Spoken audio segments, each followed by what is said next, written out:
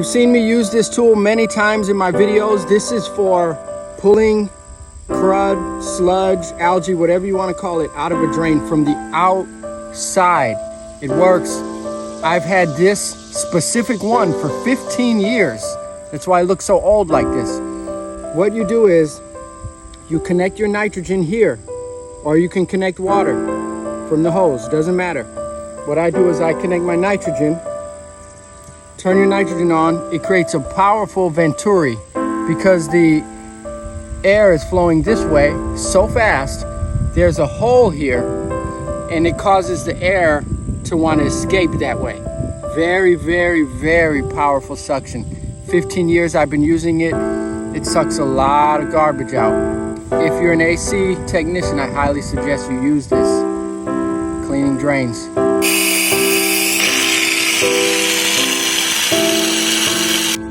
Check it out.